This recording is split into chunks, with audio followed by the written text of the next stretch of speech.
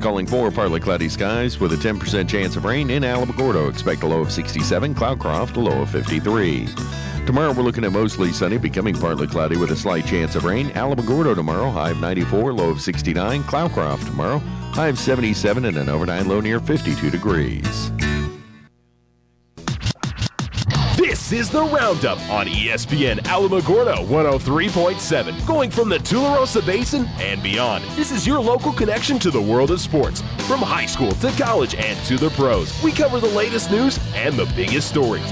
Don't forget, this is your show. Change the topic anytime. Call us at 437-1230. The Roundup starts right now.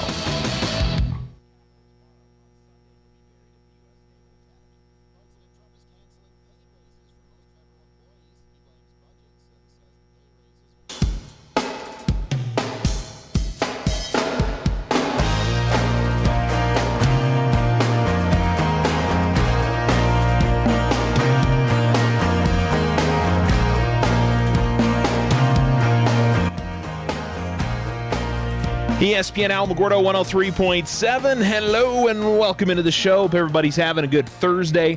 437-1230. If you'd like to call into the show.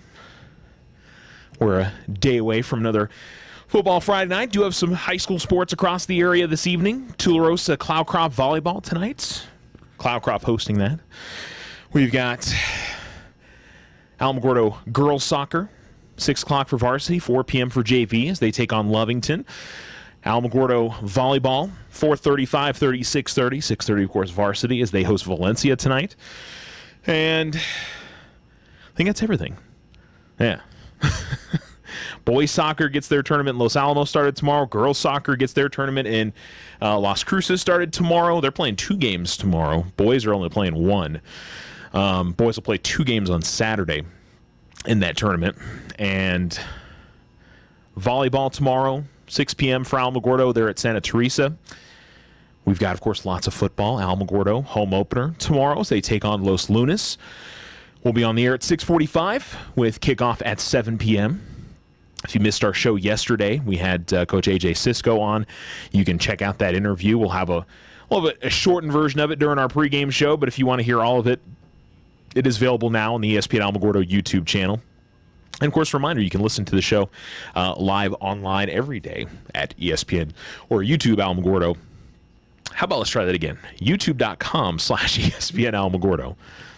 I'm going to get it right, before the end of the year, I think. That's a good time to probably get that about right. Of course, make sure you like us on Facebook, facebook.com/ESPN Alamogordo. I'll be posting updates for Alamo Volleyball, Alamo Soccer tonight, Alamo Girls Soccer tonight. And we'll have a final score for Tularosa Cloudcroft Volleyball this evening as well. Also tomorrow, Thule hits the road football. We'll go to Socorro. Cloudcroft on Saturday will host Mission Achievement and Success Academy. And Mescalero tomorrow night heads to Hagerman for Game 2 of their season. So the week 2 of high school football across the state of New Mexico gets all charged up, and we've also got college football to get excited about tonight. Of course, we got the Aggies here on ESPN Alamogordo this evening. I'm not sure how easy of a turnaround it's going to be for the Aggies tonight, playing on Saturday, late Saturday night, and then turning around and going on a road trip and playing on a Thursday kind of early evening against Minnesota. So I don't know if they really had a true rest day in there. I mean, they'll have plenty of rest headed into their game against Utah State on the 8th, and then they've got UTEP and UNM after that. So it'll be an interesting few weeks here for New Mexico State football, but they certainly want to try to bounce back from last week, and maybe we'll find out how good I would say how good Wyoming really was, and maybe the Aggies aren't too bad. They didn't look very good last week. They certainly didn't look very good offensively last week, but I would certainly say that they've got, I think, a chance tonight. They are getting paid a decent amount of money to go up there. It's almost $1 million for the guarantee that they're going to get for playing at Minnesota, so that's kind of fun. But that's even better if you can get the money and go up there and get a win. Not exactly something I would put a whole lot of money on going into tonight. Certainly after what we saw on Saturday. But hey, you never know. Nothing wrong with having a little bit of homerism and a little bit of faith in your team if you're an Aggies fan. Now, if you're a Lobos or a Miners fan or somebody completely else, you're probably sitting there going, "Yeah, I don't really care if they fall on their face up there at Minnesota." So, Alamogordo girls soccer tonight, 1-2 in the season. They'll take on 0-3 Lovington. Lovington has begun the season 5-0 defeat to Clovis, 10-0 they lost to Roswell, and then a 1-0 loss to Portales. So we'll see what they do tonight against Alamogordo. Alamo's definitely had the better of it against Lovington last year. They beat them, I think, 10-0 and 9-2 were the scores in those two games. And from the early scores this season, I just don't know. That's one of those things. They haven't scored a goal yet, so that's got to be something that's probably eating it at Lovington a little bit heading into tonight's matchup. Whereas Alamogordo has, had a big scoring game against Chaparral, and I thought looked really good at times against Carlsbad. Just didn't finish in some spots, and certainly had some defensive lapses that let Carlsbad through for some goals. So. Yeah, I'm curious to see what tonight's game brings. I would certainly favor the Lady Tigers a little bit, but that being said, let's wait and see until we actually get out there on the pitch tonight and get an idea of what the matchup is going to be like. Alamogordo Volleyball at 2-0, heading into their matchup against Valencia, who've at least listed that this is going to be their first game of the season. I don't know if that may be the case. They're playing a lot in September, so this may be their season opener. So that could be a bit of an advantage for Alamogordo. Valencia last year, I believe, beat the Lady Tigers. That was a game that was played up in Los Lunas. Did they play last year? I'm looking. Yeah, beat them in 5 sets, and it was kind of towards the end of September that they played that one last year. So both teams had been through a decent amount. Valencia was a 5-15 team last year. Again, that's last season. But, I like the way Alamogordo's playing so far this year, and back at home again, good chance for them to start 3-0. And, I got to say, for Alamo, it's been a little while since I think they've started the season 2-0.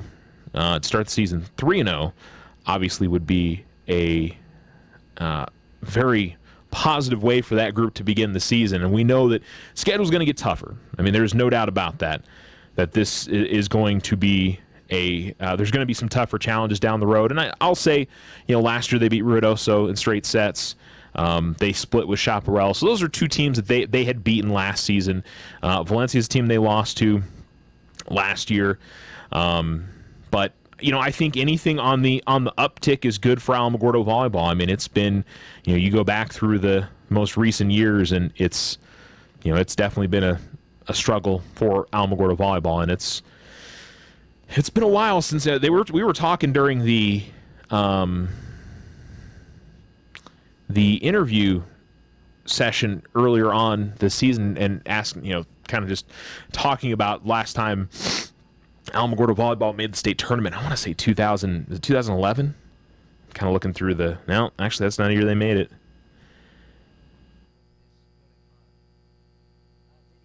I think 2009, and that was the year that they actually won a match, or they played well in pool play that year, and did some good things that season. So it 2009, maybe 2010. I think 2010 actually makes more sense.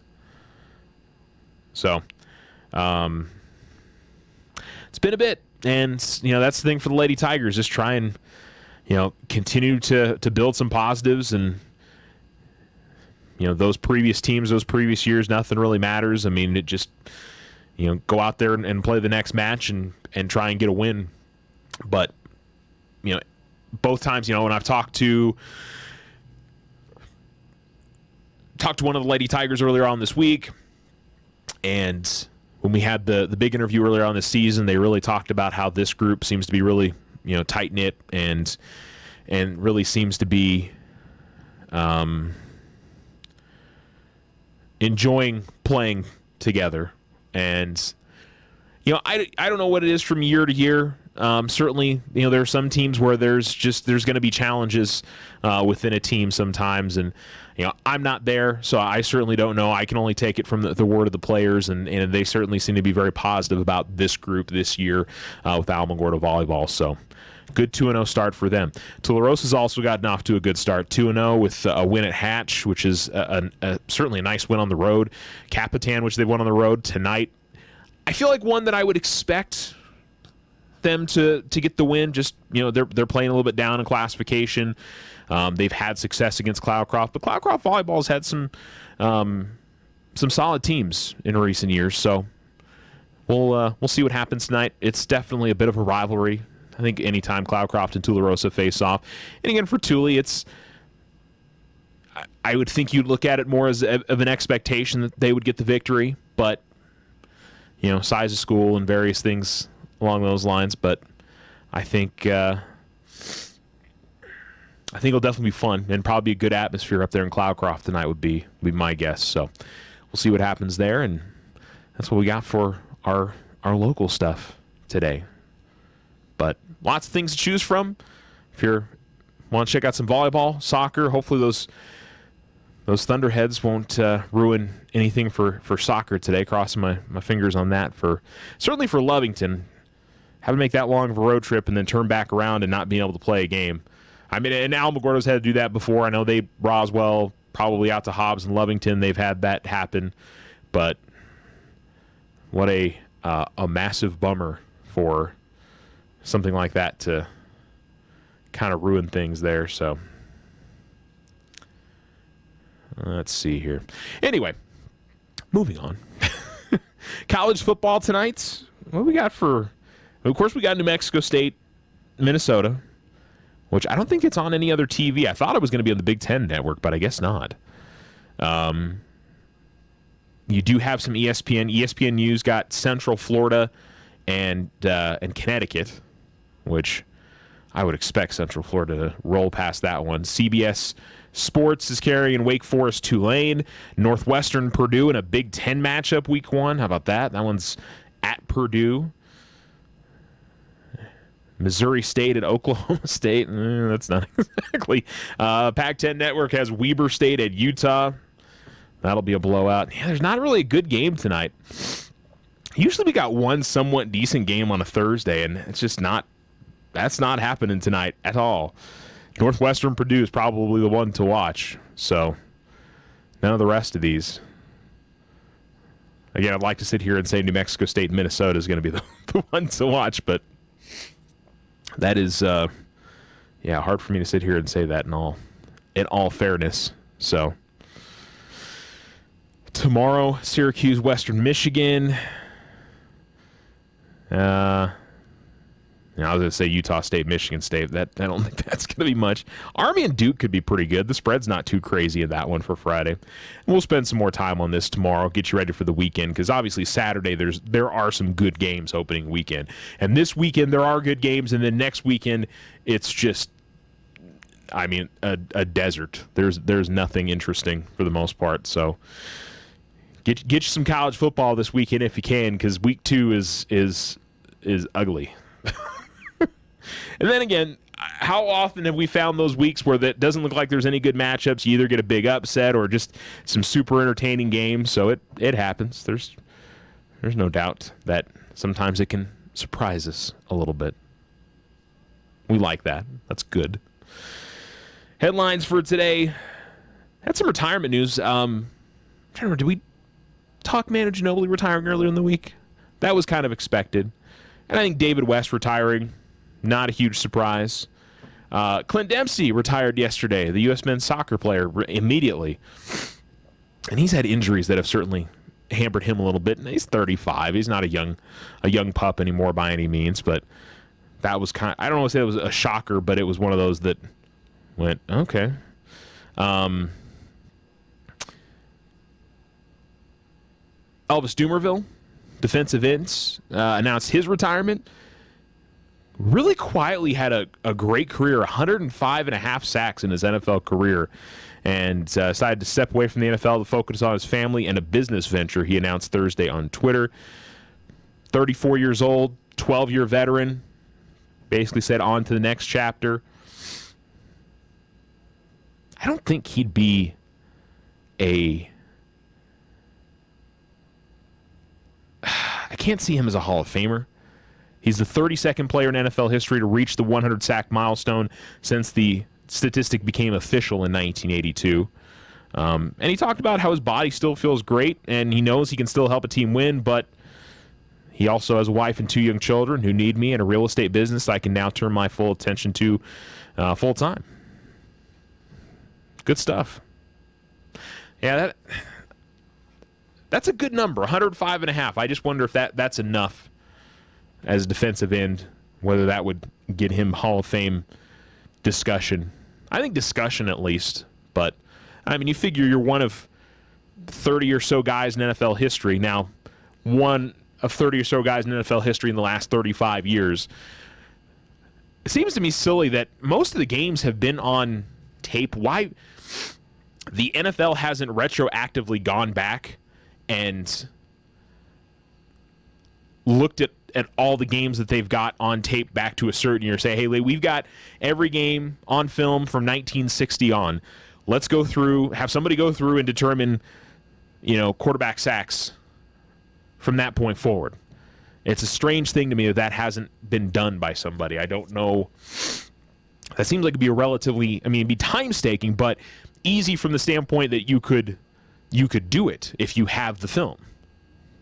Now that may be a bigger issue than I realized. That, I don't know at what time did they start getting all the games on film and making it a point of saving them. Interesting question to ask, though. If you knew the right person there, and then again they just maybe like, yeah, we didn't start doing it till 1982, so who cares? There's some people probably before that, but I also think that there's enough smart people in the Veterans Committee for players, defensive players before that they can determine somebody's worth without having the quarterback sack statistic to throw in there as well. So let's see what else we got. What is it with people just wanting to go after Kevin Durant, man? Clyde Frazier, the New York Knicks legend, was on Sirius XM NBA radio on Wednesday and said that he'd give Kevin Durant an asterisk on a list of all-time great players because of his success with the Golden State Warriors. I mean, come on. Stop. You can't tell me that the Warriors the last couple years didn't need Durant. I mean, maybe they win those championships the last couple years, but there's a couple of series in there where he's the difference. He's the reason they win. Maybe not the final series, but I would look at the 7-game series against the Rockets. You can't say that his contribution to that team hasn't been meaningful. And why is Kevin Durant the punching bag? Please, somebody help me with that. I don't particularly love the fact that he went to the Warriors. It's kind of a bummer that these guys all want to join teams now, and it's not, hey, I want to take this franchise that I was drafted to where I'm the star and have success. And instead it's let's go to the everybody let's go to the Rockets, everybody let's go to the Thunder, the Warriors, the Heat before that, and or the Cavs. It's not a great development in the NBA. However, it is the reality. And listen, there's no doubt the Heat, that team prior to LeBron joining and prior to Chris Bosh joining, probably not an NBA championship team. And you could say the same thing for some of the others, with the exception of the Warriors. The Warriors are the difference in this whole, super team discussion, in that they were already really good, probably should have been, they really in reality should be 4-time consecutive NBA champions right now. But they probably should have been back-to-back going into the offseason where they signed Durant. And we've seen this from some of these old guys that decide to go after the young players. I mean, Oscar Robertson, I don't know how many times he's come out and made comments. Was he ripping on Russell Westbrook too? And he was kind of going after his record. I can't remember if that was the thing that Oscar got bent out of shape about, but they're entitled to their opinion. No problem with it. I don't know what, you got CJ McCollum constantly having things to say about Durant, and it's such a weird deal. The way the players snipe at each other these days is an interesting development. It's entertaining. I will say that. It's super entertaining to listen to these guys, go at each other, and has been somewhat of a nice development out of all this that, there's some there's a level of, I don't want to use the word jealousy, but these guys aren't best friends by any means. I think that was always the discussion, that all these players are really friends and they don't, there's no real rivalries anymore. That's not really true. I think there's some dislike among certain circles in the NBA. And so that can help create some rivalries. There's definitely a chance of that. I think respect is good. Respect is fine. But that's why, the Kyrie LeBron stuff was kind of fun, just because, you get the feeling Kyrie wants to be better than LeBron. I don't think he dislikes him personally. Now, CJ McCollum might dislike Kevin Durant personally, some of the things he's thrown out there. But I think I want to beat the other guy, not join him. I certainly have a little bit more respect for that. I think Westbrook staying at OKC. I've got some respect for Paul George wanting to stay in Oklahoma City. He's found a spot that he apparently really likes, and he likes playing with Westbrook, and that's not a place that he had a choice to go initially.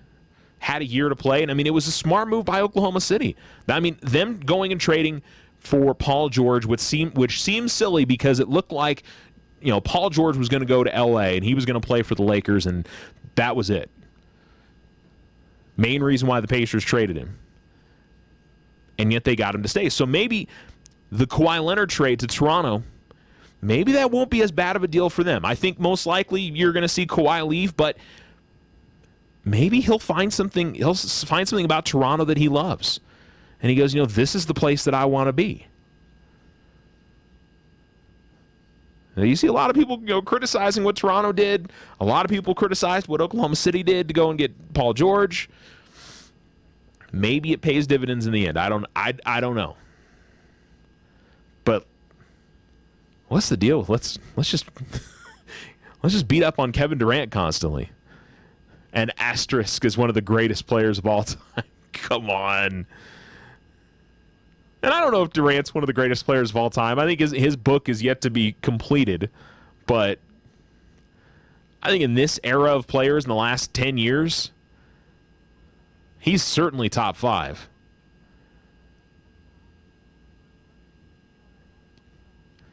I don't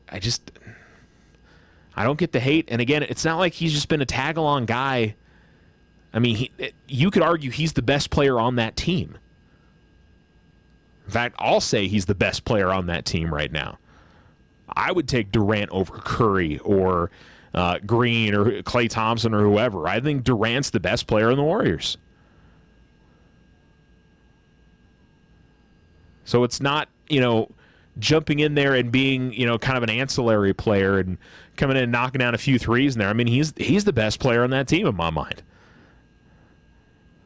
There's not an asterisk of, oh, he's not really one of the great players of this generation or of all time. But, Walt Clyde Frazier is also an all-time great and has got an NBA championship and has one of the most iconic moments in sports history, not just NBA history, sports history, which is probably magnified by a count of 1 million because it happened in New York City, but still.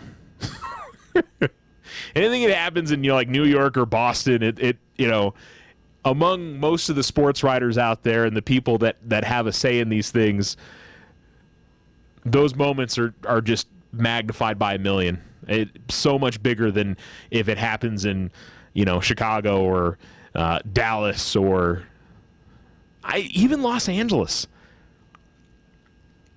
Such a weird thing. How much bigger the Yankees are, and how much we talk about certain franchises a little bit more if they're kind of in that I-95 corridor in the Northeast. All right, we're going to take a break, come back. If you want to call into the show, 437-1230. More of the Roundup for you right after this. What can Big O Tires do for you? They offer trained and certified ASC technicians, nationwide warranty protection, and state-of-the-art equipment. Services include oil, lube, and filter, batteries, brakes, and alignment. Big O strives to provide dependable and expert service at a great price, a wide range of diagnostic, maintenance, and repair services backed by one of the best national warranties. 621 North White Sands in Alamogordo, 1305 North Main Street in Roswell, and 26131 Highway 70 in Rodoso. Big O Tires.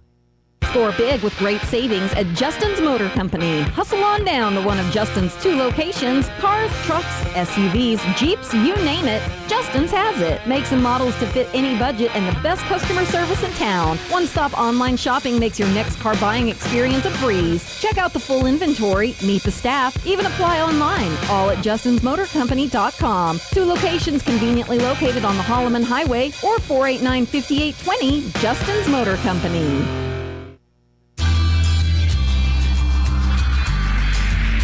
If you find yourself frustrated because your internet is slow, then you need to call Tularosa Basin Telephone Company. They have the speed, the reliability, and the customer service to turn your frustration into smiles. Now, doesn't that sound like a better plan? Call Tularosa Basin Telephone Company at 585-2700 and get connected today.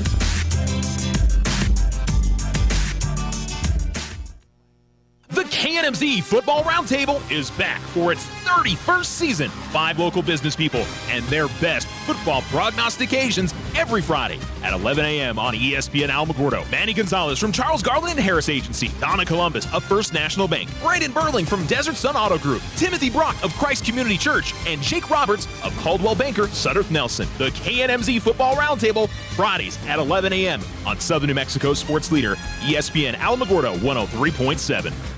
Stop by White Sands Motorsports right here in Alamogordo for all your power sport needs. White Sands Motorsports carries Honda, Yamaha, and Roxor. New to the store, Can-Am and Textron side-by-side vehicles. As always, they handle parts and services for all makes and models. For the best power sport deals on 2 or 4 wheels, White Sands Motorsports has got you covered. Open Tuesday through Friday, 9:30 a.m. to 6:30 p.m. and Saturdays, 9:30 to 5. 21070 Highway 70 or visit motorsportsofnewmexico.com.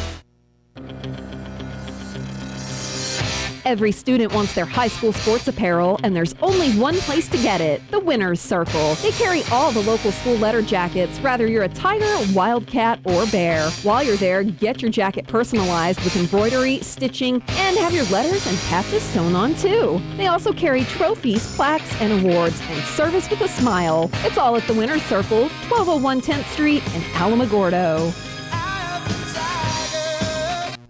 We normally like to deliver positive and good news during these kindness moments, but I'm afraid the news today is anything but that. The National Safety Council is reporting that cell phone use while driving is leading to 1.6 million accidents per year. That's 330,000 injuries occurring from texting and driving. And sadly, 11 teenagers a day are being killed as a result. These numbers are not going to take care of themselves. While laws are being implemented and policed, the real solution for these statistics is going to have to come as a result of awareness, which comes as a result of conversation. Make sure your children and students are aware of the hazards of cell phone use when driving. Talk to them about these statistics and encourage, beg, or monitor, whatever it takes, to share the urgency of this danger. Safety of our kids is our number one objective. To learn more, check us out at thekindnessrevolution.net. Sometimes you just need a loan. Your daughter Debbie is getting married. Your son Toby needs a new tuba. Let's face it, families cost money. Things come up that you had no way of predicting. We make personal loans for occasions like this to people who have good credit. So next time you find yourself connected to the unexpected, stop in and see us about a personal loan, subject to credit approval. First National Bank, member FDIC. When you grow, we grow. This is Brandon with Desert Sun.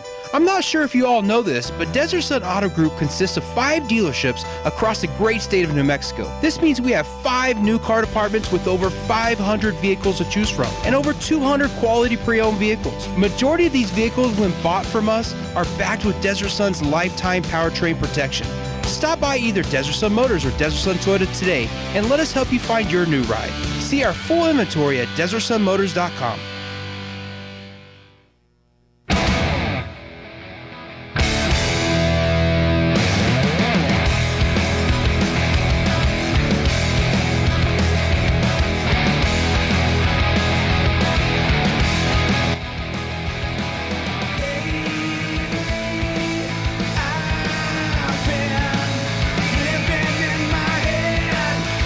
You're listening to ESPN Alamogordo 103.7. Welcome back into the show. 437-1230 if you'd like to call in. Local sports in the area today. Alamogordo girls soccer hosting Lovington.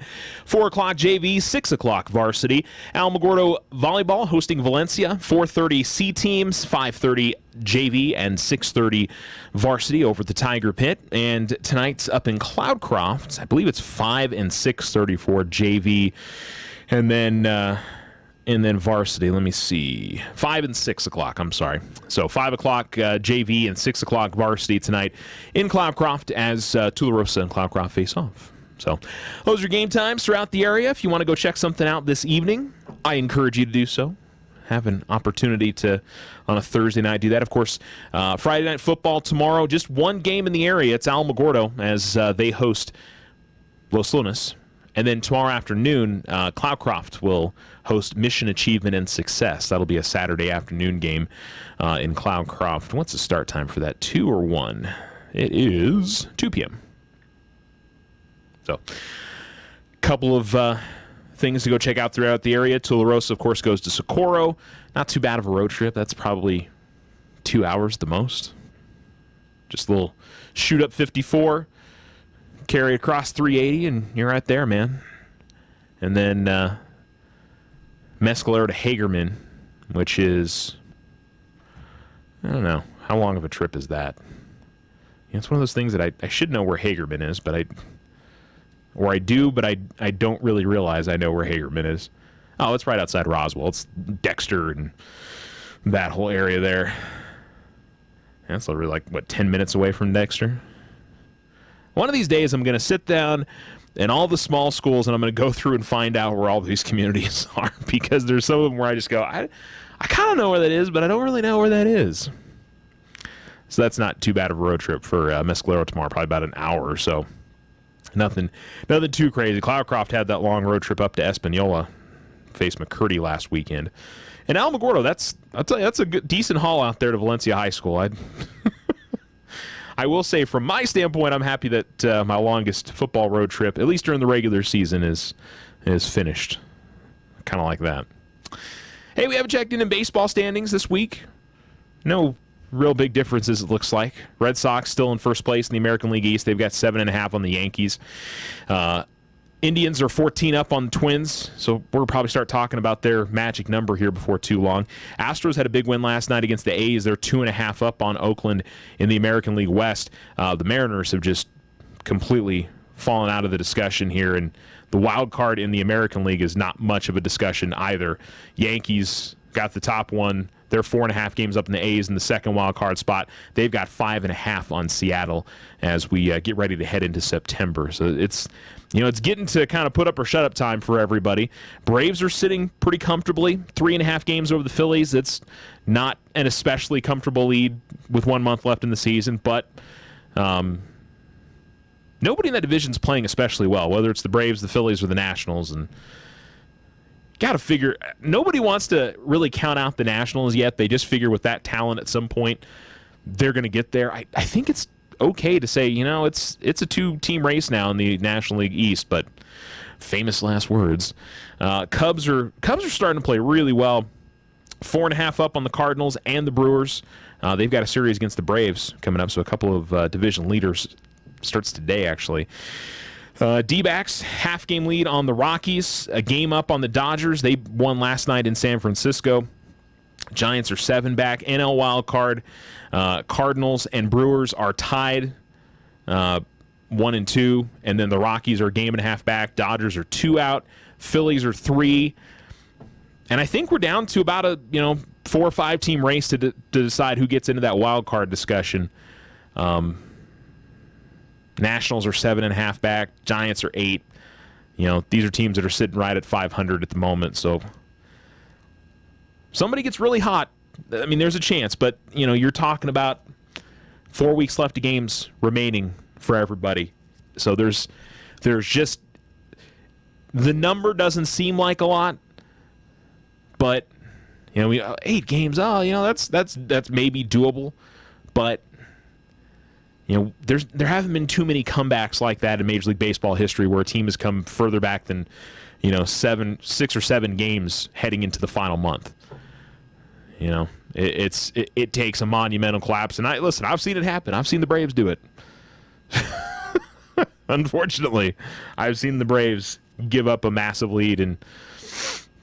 I don't think they got knocked out of the playoffs, but they had to struggle to get in. And I think everybody's probably had their team give up a big lead in a divisional or wild card race at some point. It's frustrating to watch, but I don't know if there's going to be a ton of drama headed to the end of the season for Major League Baseball. Unfortunately,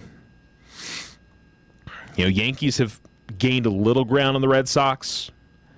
I don't know if they're going to have enough to gather them all the way in. The Indians have got the Central. It's important to win the division in the West, though. I mean, they're 2.5 games. Instead of having to play a wild card game, it's a chance to at least have home field in that first, the divisional round. Red Sox are almost all but certainly going to have home field throughout the playoffs.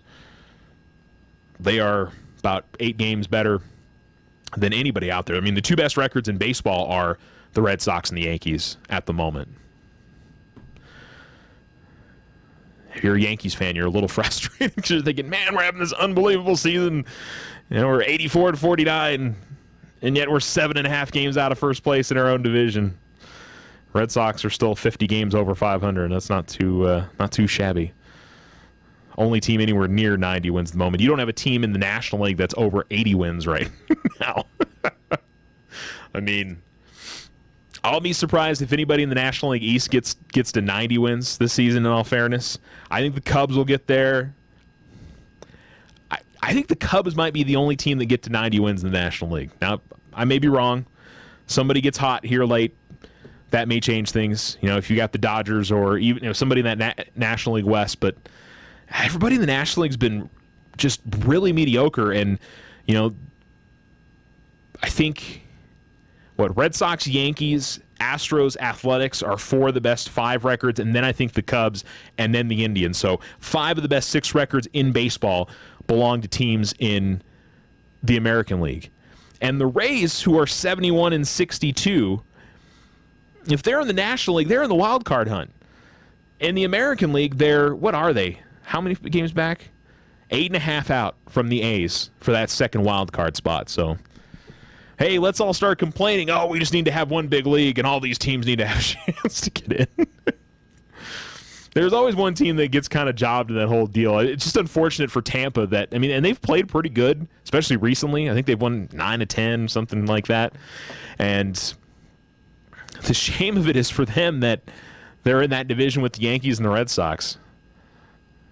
And I think that's probably been similar for the Jays and the Orioles in other seasons.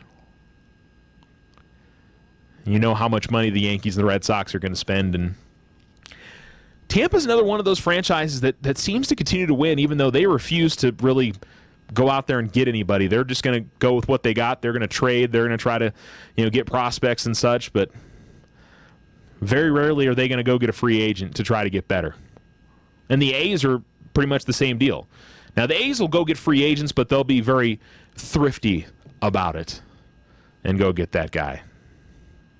But I think the postseason is going to be really fun to watch in baseball, just because I think everybody's so close in the National League, and then you've got so many good teams in the American League.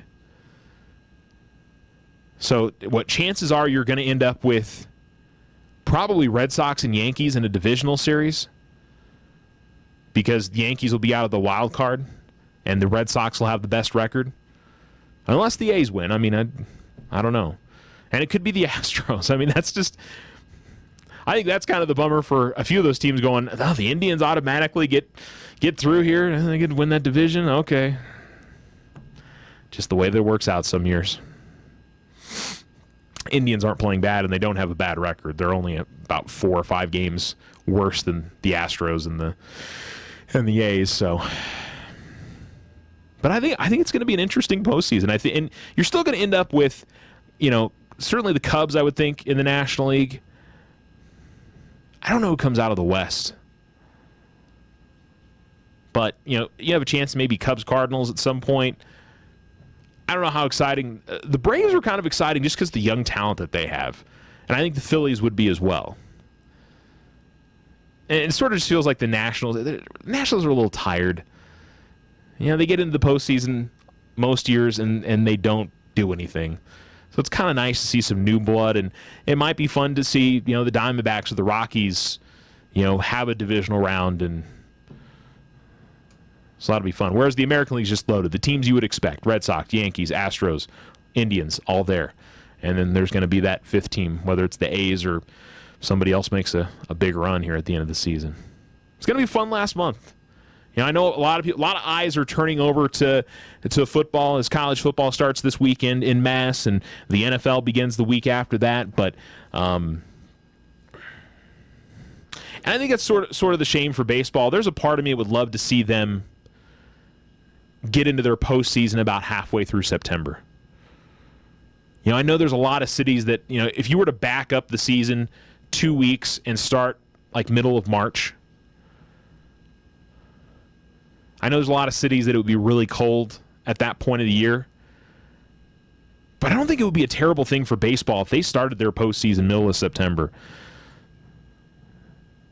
You're getting to your pennant races, but really before we get into football, and the attention's going to be focused on you, and you're still going to have, the Fall Classic, you're still going to have your World Series in October. It's not going to happen. And listen, baseball shouldn't have to make the change based on what other sports are doing. That's probably not a good strategy.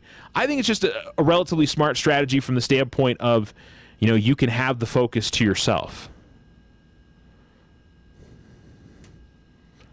I think it would be smart for the NHL to back up their season by 3 or 4 weeks, and so they're not necessarily going head-to-head with the NBA Finals.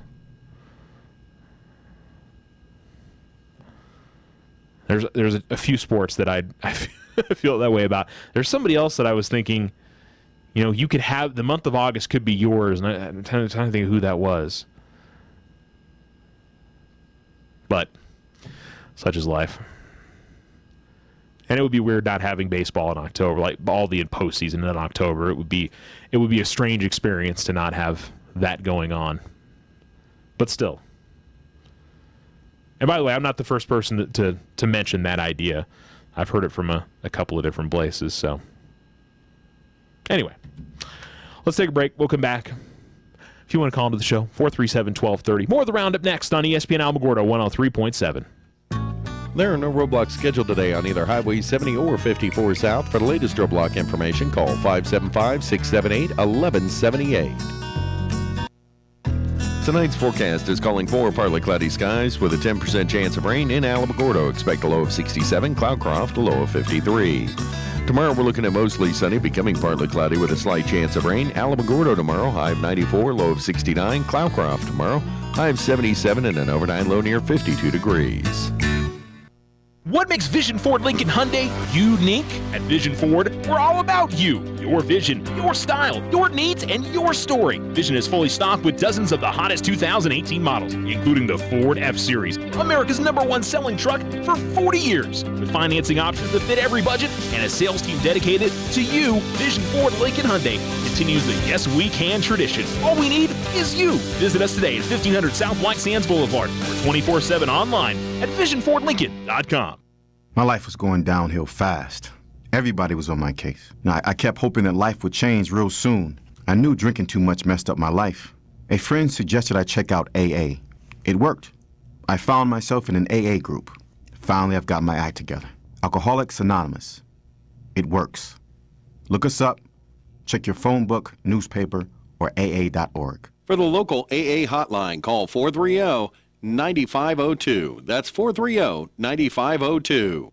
Is your back-to-school list getting a little longer than you expected? OFCU's Visa Platinum Credit Card eases the unexpected. OFCU's Visa Platinum Credit Card gives you an interest-free grace period of at least 25 days on new retail purchases when the balance is paid in full each month. No fees for cash advances at OFCU's ATMs and branches. Back to school with OFCU is as easy as ABC. All loans subject to credit approval. Other restrictions may apply. Federally insured by NCUA. OFCU, 3 branches in Otero County. Call 434-8500. Lose weight, be happier, get smarter, improve your memory, all by doing one thing. Sleep well. Tax time in 2018 is your chance to catch up on great sleep. Use your hard-earned tax refund to buy yourself the one thing that can make the biggest difference in your health, a new mattress to get better sleep. Sleep Well is here to help you find the right mattress for your needs. Back problems? Too heavy snoring? Sleep Well can help you. Sleep hot? Your partner toss and turn? No problem. Sleep Well can help. Corner of First and White Sands. Sleep Well. When you sleep well, you live well. Darren College, a former NFL Super Bowl champion, signed the most important contract of his life to serve in the Army National Guard. The National Guard for me was a perfect fit. I've had a lot of military in my family. It's a big part of what my family's done for a long time. I want to go out there and make a difference. I want to be a part of something bigger than myself. I didn't find that in the normal day-to-day life. I didn't find that working behind a desk. I realized being hands-on and being a soldier was something that would keep me active, keep me outside, keep me in that team environment that I craved and that I needed so much. And then the opportunity to serve my community and serve my country was just icing on the cake. I wanted to be in Boise, Idaho. I wanted to be home. The National Guard gave me the opportunity to stay right where I was, serve my country and my community, and it was the best of both worlds. I grew up flying bush planes in Alaska with my dad. I was fortunate enough to get my pilot's license. I wanted to be in helicopters. I wanted to be a crew chief. The Army National Guard gave me a chance to fly helicopters now instead of fixed-wing aircraft. To learn how to be part of the Army National Guard, log on to nationalguard.com.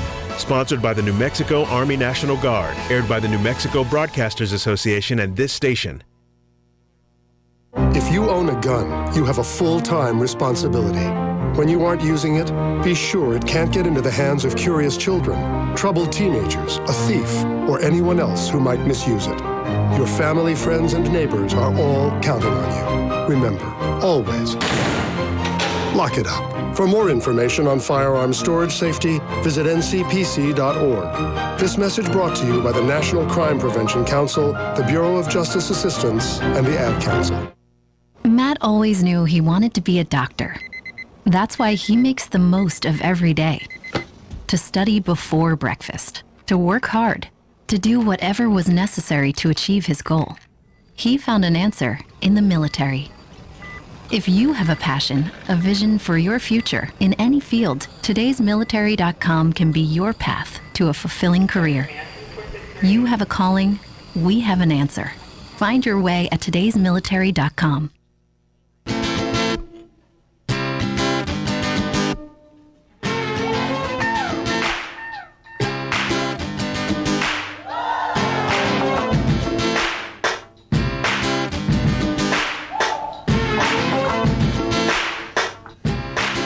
ESPN Alamogordo 103.7. Welcome back into the program. If you want to call in, 437-1230. Getting ready to wrap up the show. Still got about 10 minutes left, though, so if you've got something on your mind, by all means, give me a call.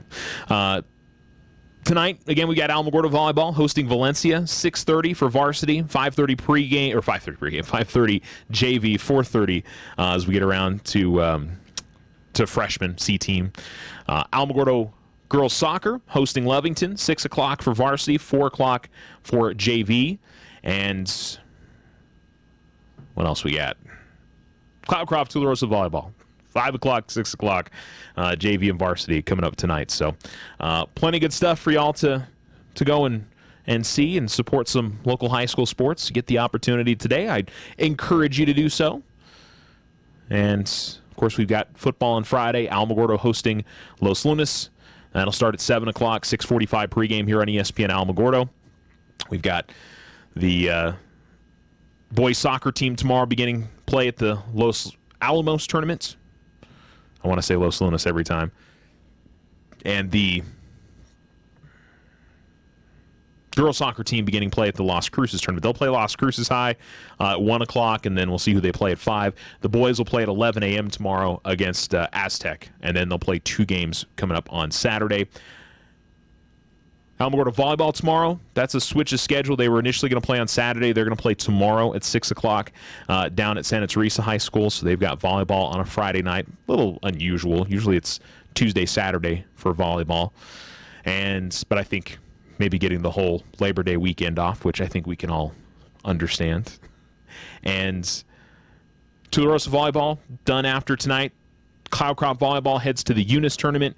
That starts Friday, runs through Saturday. And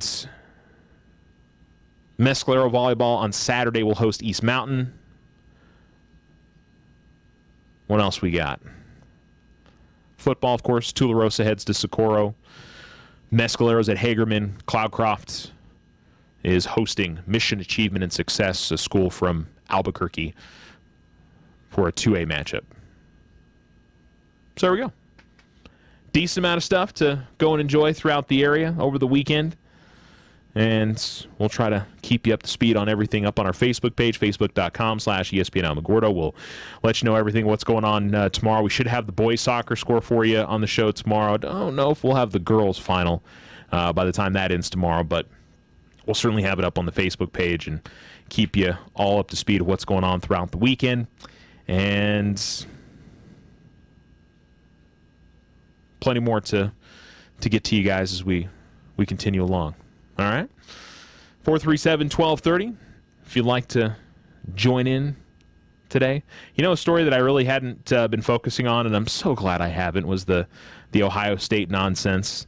Because I guess Zach Smith, the assistant coach that's been kind of the focus of the turmoil, which has affected Urban Meyer, goes on, I think he was on Twitter, and then I think his mom was on Facebook yesterday, just ripping everybody from Urban Meyer to the media to Ohio State University to... I mean, honest question, does the media and everybody just have this completely wrong? Because that's the way a lot of Ohio State fans are looking at it, that they just, you know, the evidence isn't there. This guy really isn't that bad of a guy. Urban Meyer didn't really do anything wrong. Here's my big thing. If there wasn't the feel or the need to cover a bunch of stuff up, or let's put it this way, why are we asking how to delete text messages? Why are we lying at media days? Why is there so much deception for something that apparently Urban did nothing wrong? Honestly, I feel like that's what Ohio State fans need to ask themselves, that question. You know, usually the response is, oh, he doesn't owe the media anything. I guess not.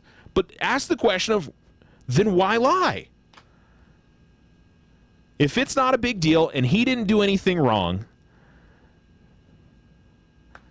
it's just a perception thing. Well, I guarantee you this perception is worse than if this had been a truthful, interaction and exchange from the get-go.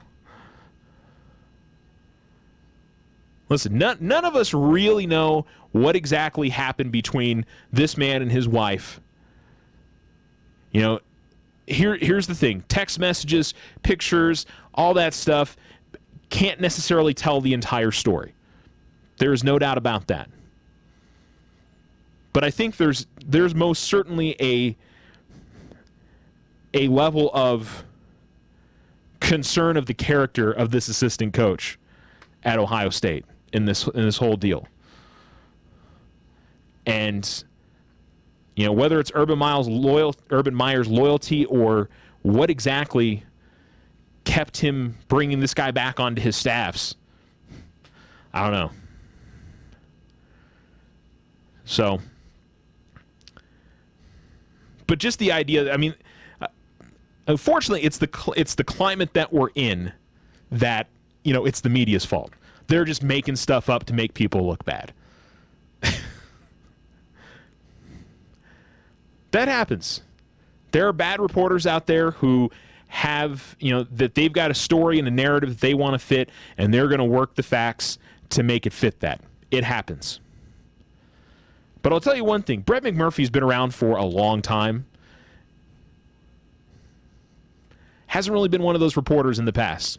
Not saying it couldn't be that at this point, but seems unlikely in my mind, just from a logical standpoint. But Ohio State fans, and I mean, I'm sure that's not, it's unfair to paint the entire Buckeye fan base with some of these people, and we've just seen some of the, the rally that they had out in front of, the shoe and various things that have come out of this, but I don't know. There's some stuff in that report. And again, that Dan Wetzel wrote a column yesterday basically saying this is far from over. Just because Zach Smith is not going to let this be over. It's a fair point. If he's still out there on a regular basis, spouting off and saying things, it's probably going to continue. And if it comes to a legal standpoint, I mean, that could be a part of it as well. But I think where I get a little confused is why these people, these fans don't know Urban Meyer. I talk about this constantly about these athletes that we have a connection to. And I remember, I feel like the moment that I really thought about it most clearly was when Ben Roethlisberger was in the trouble that he had been in many, many years ago now. But the idea that we don't really know what these people are like. And Urban Meyer is an example of that. You may think you have an idea of the character of that guy. You don't. You don't know him. There are certainly some actions that you can look at and feel like, I mean, he's a great guy. And he may be. But why all these people, so viciously is the word I'm thinking of right now, but so passionately defend him. And I'm telling you right now, if he was a 6-6 coach, they wouldn't do that. And it makes sense. That's logical. The fact that the university is kind of standing by him in this is logical because he brings money in. I mean, here's a good lesson in life. If you're good at your job, there's a lot of times you can get away with things that maybe other people can't if they're not as good at it. If you are important to what your job is. And I mean, a lot of people feel like it should just be, black and white. If you do something wrong, you should be punished just like anybody else. That's not life. Never will be. Some folks, because of their usefulness and how much they mean to an organization, will get a little bit more leeway in some cases, especially in sports. Now, I mean, there are certain things, obviously, that's not going to count for, but something like this where there's definitely a lot of gray area and probably not enough evidence in order to fire somebody. I'm telling you right now, though, if he wasn't doing well at Ohio State, he'd have been fired. I think we all know that at this point. So, yeah, I hadn't really talked about the Ohio State stuff in a couple weeks. I really didn't talk about it much last week when they had the news conference and everything. So, the stuff yesterday on social media with Smith and his mom. Oh, yeah, both of them need somebody to take away their phones and their internet access for a little while. Just don't stoke the fire. Let it cool down a little bit. Hey, you guys have a good day. We'll talk to you tomorrow. You're You're listening to ESPN Alamogordo 103.7, Southern New Mexico's sports leader, KNMZ Alamogordo. Sports Center. I'm Doug Brown. Former Ohio State trustee Jeffrey Wadsworth tells the New York Times he resigned from the board because he thought a 3-game suspension for Urban Meyer wasn't enough. Wadsworth says he emailed his resignation about an hour after the suspension was announced last week. The first big weekend of college football kicks off tonight. Purdue hosting Northwestern at 8 Eastern on ESPN. On Saturday night, 8th-ranked Miami meets number 25 LSU in Arlington, Texas. Hurricanes head coach Mark Richt says he learned how to discipline his teams from Bobby Bowden. He did things a certain way that I think most every parent would be excited about their son being a part of, as far as how do we go about this thing. Are we motivating through fear? Are we motivating through love? Mark Richt on Golick and Wingo. Miami and LSU Sunday night at 7:30 Eastern on ABC. Arizona Cardinals wideout Larry Fitzgerald eulogized Senator John McCain at a memorial service in Phoenix today. Fitzgerald said they were from very different worlds, but developed a very meaningful friendship. This month at participating Napa Auto Parts stores, Prestone Antifreeze and Coolant is on sale for just $12.99. Quality parts, helpful people. That's Napa know-how. Offer expires August 31st, 2018.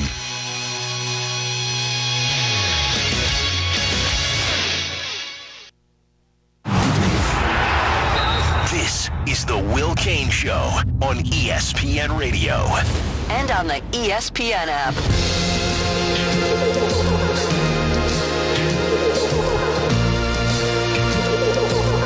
College football. It kicks off tonight. We've got 3 games for me personally, that I'm going to be hugely dialed into this Saturday. One, forgive me my personal indulgences, will be the University of Texas against Maryland. Then, Washington against Auburn, a game that has massive college football playoff implications. And finally, Notre Dame, Michigan. Also, huge bearing on who's going to be making those final 4 spots. But I ask you this, if you had one game and one game only, live or die, win or lose, and you had your choice, Nick Saban or Jim Harbaugh, who would you choose to coach that game? It's the Will Cain Show on ESPN Radio, the ESPN app, SiriusXM Channel 80, and on ESPN News. You can join the conversation, 888-729-3776. Just walking the hallways here during our commercial break, grabbed myself a little glass of water, and ran into Hall of Fame General Manager Bill Polian. Bill and I have a nice little up and down, never know, love or hate relationship. And I said to Bill, just in passing, all right, Bill, what do you give up for Khalil Mack? You want to guess what Bill Polian's price for Khalil Mack was? I don't think he would trade for Khalil Mack. Really? Nothing. Stay on the sidelines. He seems like the draft type, don't overspend on one guy, cap management type dude. I definitely think he's a cap management type guy. And Jeff Saturday was on our show yesterday talking about how Polian told him, Jeff, I can make you the highest paid center, or I can make you top 3 and support the rest of the team. So definitely he's not a blow out your wallet for one guy. I haven't heard Polian on Aaron Rodgers, but I'm going to guess you got to give Aaron Rodgers whatever it takes to keep him. And his price for Khalil Mack was 2 1s and a 2. That's what you give up to bring Khalil Mack in the door. Whoa. Yep. 2 1s and a 2.